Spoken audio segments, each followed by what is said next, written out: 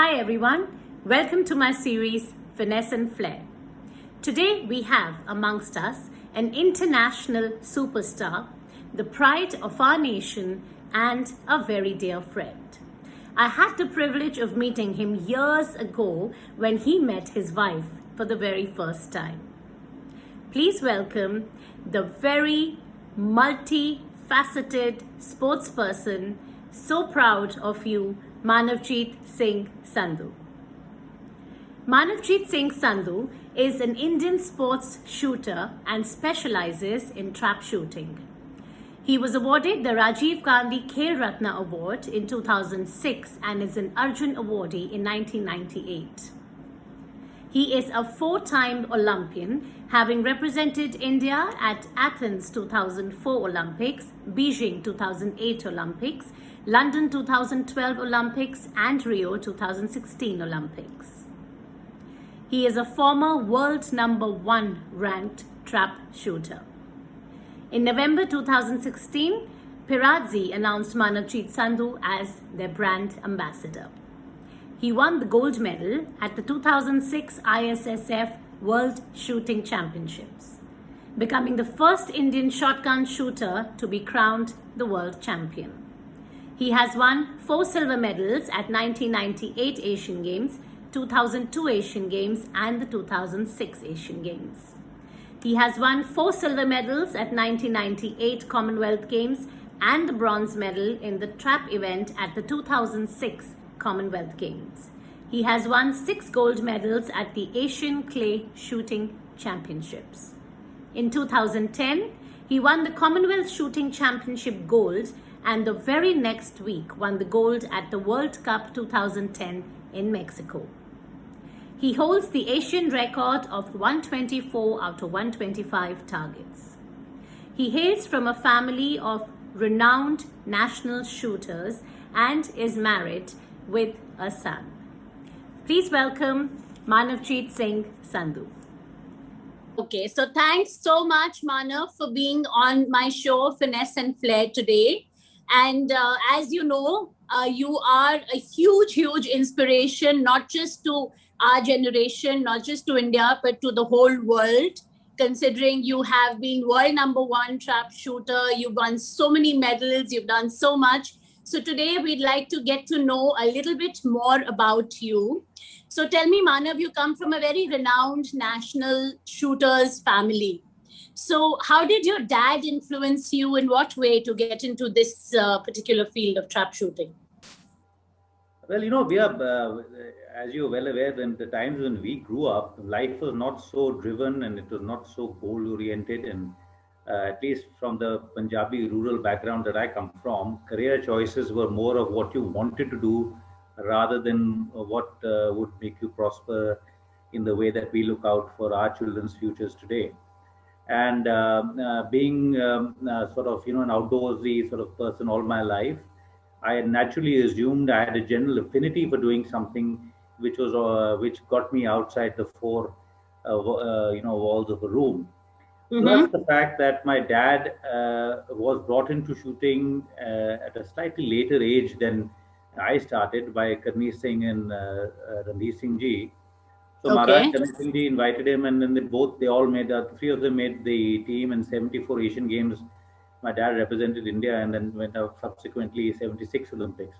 So seeing my dad growing up around weapons, it just sort of became natural, and I seem to have had a talent for it, and I just sort of took it up at that time more as a very serious hobby, and eventually the India sort of prospered, and sports became a career from just something that you did on the weekends.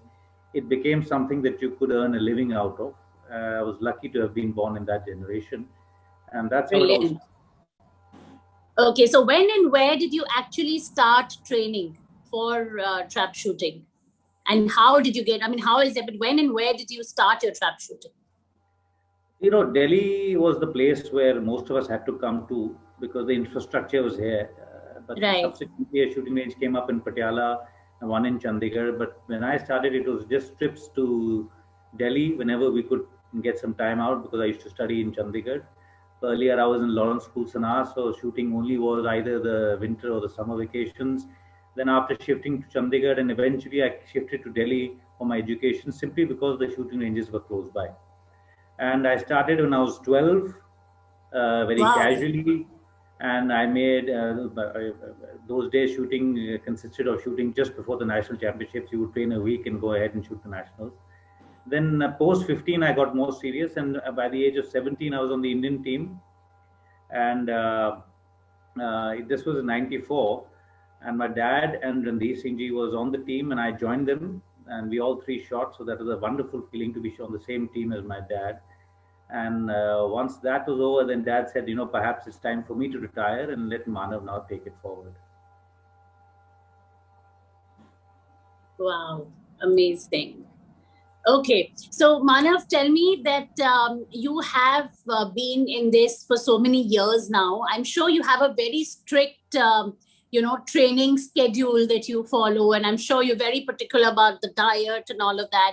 So, on a normal day, like on a normal, average, typical day, how would Manav lead his day? What would be your routine like, your training routine, and your food be like on a regular day? Yeah, well, we are a sportsman's life is a lot about sacrifice, and anybody who tells you otherwise is either not very successful at sports or is lying. Right. So, I don't follow such a punishing regime anymore. For the last couple of years, I've slowed down slightly, and I'm concentrating more on the more important tournaments. But for the bulk of my career, I would spend a lot of time in Italy because my coach was Italian. Right. And a typical day would start early, not absurdly early, but still by 7:30 we would be up and spend 5 or 6 hours actually shooting, then an hour and a half, 2 hours on physical fitness, eating well, eating clean. It's more a lifestyle, really. It's not something. Eventually, it became a lifestyle because it's not something like, okay, I've got the Olympics coming up, so let me try to change my life and prepare for the Olympics for the final year. No, Right. it doesn't work really like that. And the sport became so professional that we were 365 days of the year we were in top form. And I think that is the huge difference that came about that I saw in Indian sports. Earlier, sports was more about that you would have time off and then you suddenly started getting ready for a Back tournament. into, yeah. But what we did is my generation, and especially me, because I had access to Italy, I set the example by in shooting by creating a concept where you're always ready, so you're always on top of your game. So this carried on for a good 20 years Excellent. of high intensity training. Excellent. So, Manav, how come you decided to go for an Italian coach? Did you feel that in India we didn't have that kind of caliber at that time? What made you choose an Italian coach? See, Italy is the home of trap shooting. Like cricket is to the Indian subcontinent. Right. My event, trap shooting, is hugely followed and loved in Italy. Plus, I think I could have thought of worse places, wouldn't you agree, to have spent half of my life? Oh my God, Italy is one of my favorites in the world. So, what a place to be living. And I think, if I'm not wrong, you're there for almost 6 months in a year, or at least you used to be till the pandemic hit us. You were there at least for 6 months in a year, if not more. Yeah, half a year would go by working hard in Italy. In Italy, yeah. To me, Italy sounds more like, good food, good looking men, great places, great wine. I'm sure for you it's very different. It's a lot of hard work, a lot of grilling, all of that. Yeah, to be honestly, I've for 15 years I was a complete teetotaler, no question of touching even a little sip of wine. Food is tightly regulated. Men is something I just don't look at anyway, whether it's Italy or so it's been tight, but so you were totally non-distracted into your sport completely. yeah, absolutely. There's no other way, Bia. There's no really other way. If you really want to achieve, you have to sacrifice. Then in the end, Absolutely. One can look back and say, it was worth it. But at that time, when you're doing it, you're doing it on just faith. You really don't know if you're going to be able to achieve what you set out to. So that leap of faith is essentially born out of a general sort of a positive attitude, what I feel sportsmen have. It's all well and good to sit now and look back and say, I did this because I was going to achieve this. But no, it's not the way it worked. There were no guarantees of any medal. I could have just done all this all my life and got nothing to show for it. So Right. that I feel that leap of faith and that confidence, that is the hallmark of what every sportsman really is. Wow, amazing. Awesome. So, Manav, you have actually been world number one. You've experienced being world number one as a trap shooter in 2006. And, I'm sure you're going to go back to that very soon once we're back into the Olympics. But my question here is you won so many awards, you won so many golds, so many silvers, Asian Games, Commonwealth Games. You played, you've been a part of Olympics for the last so many years, and you've reached the best of best. You've been world number one, and we all know it's not easy to get there. So what kind of level of concentration, especially with trap shooting, because it requires a lot of concentration, so how do you get that? Do you meditate? How would you, to a lay person, how would you tell them that different ways and means in which you achieved it, besides your, of course, training in Italy? Well, a lot of it is, I think, to an extent, inborn. The ability to shut out all distractions for that brief moment. I have been asked this question often: that do I do, meditation and all? Perhaps in other sports, it's something that could help.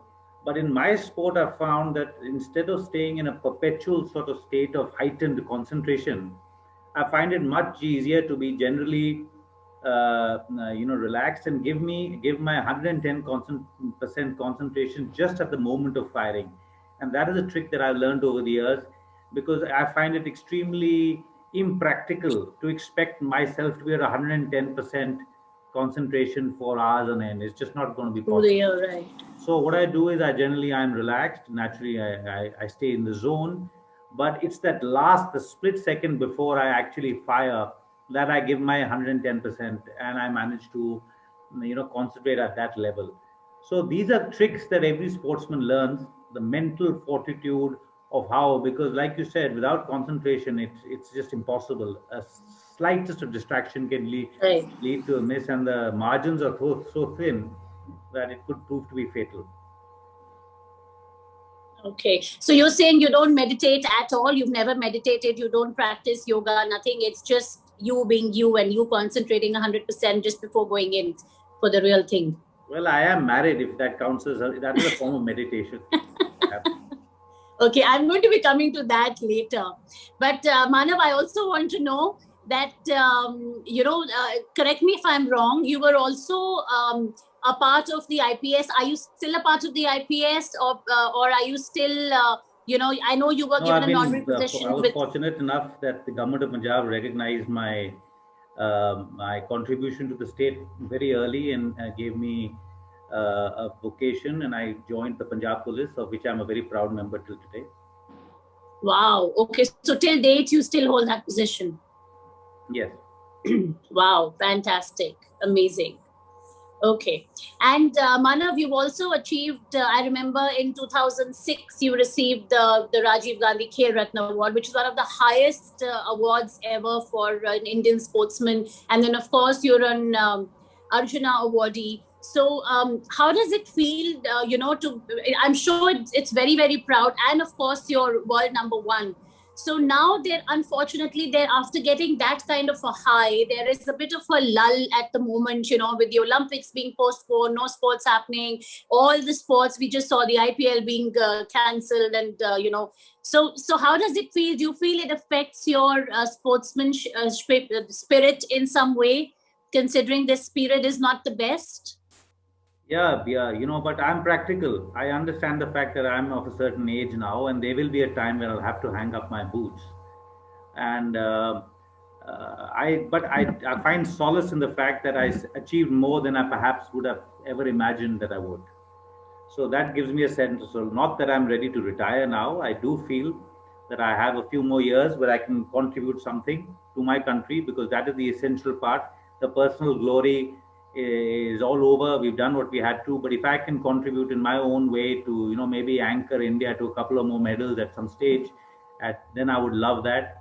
I'd also love to be a mentor I feel that I've managed to contribute in my own way to the next generation by setting an example. Because nothing, Wow. nothing impresses more than people watching you do it rather than just theoretically, espousing the finer points of my game. So I sort of try to lead by example, and I'm sure a lot of youngsters have watched me, and are then now learning the ropes so they can take over from where I leave. But to be very frank, I am in no mood to retire. I've used the lockdown to stay in decent shape. I make an effort to keep my reflexes and my physical fitness at an optimum level, and I do feel I've got at least another Olympics in me. And Absolutely. Yeah. sportsmen never give up anyway. Absolutely. So tell me, Manav, you've taken the torch from your father, and are you wanting your son to do the same? Do you think he's going to be another, national shooter for the country in the coming years? Well, I'm sure he's going to be fond. He's very fond of sports. Now, which one he chooses is something that is entirely It up to him. is. Whether he wants to keep sports as a career, whether he wants to keep it as something he enjoys all his life to for fitness and for these things.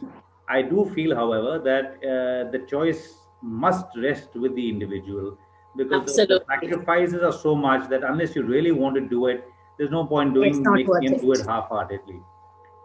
So let's see what he Absolutely. So agree with you. Okay, Manav. So now I want to come to your family life. I've had the privilege of knowing your beautiful wife, and I know what a wonderful person she is. So I want you to tell us a little bit about your family. Well, small family, just the one son and Kangan and me. I met Kangan.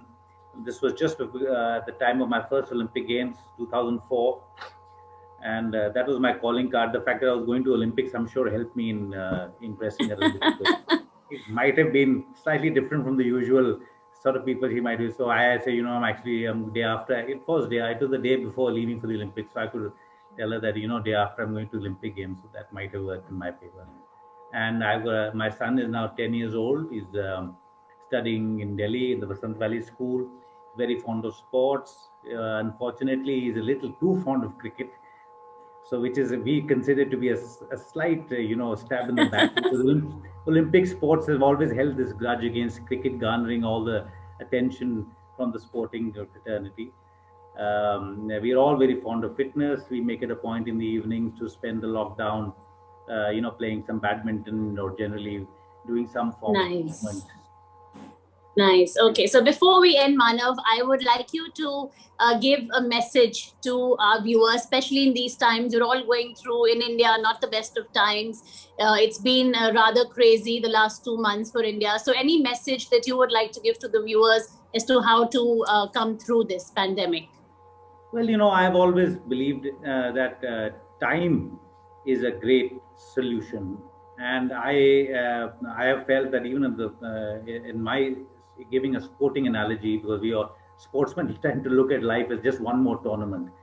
So I've always felt that when the going gets tough, if one were to just sort of stick it out, the light is never too far off.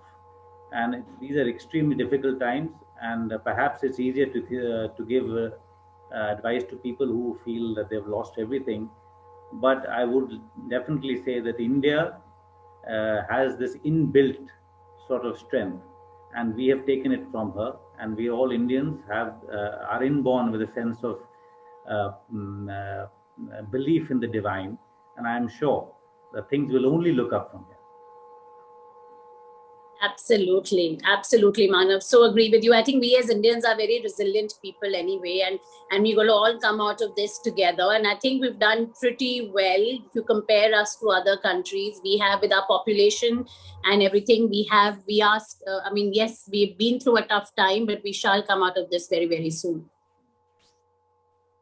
Thank you so much, Manav. Thanks a ton for accepting my invitation and coming on the show. And thank you so much. Means a lot to me that you've actually come and spoken these golden words to everybody. So thank you so much. Thanks a ton. Anything, Fibia. Take care. Thank you. Thanks.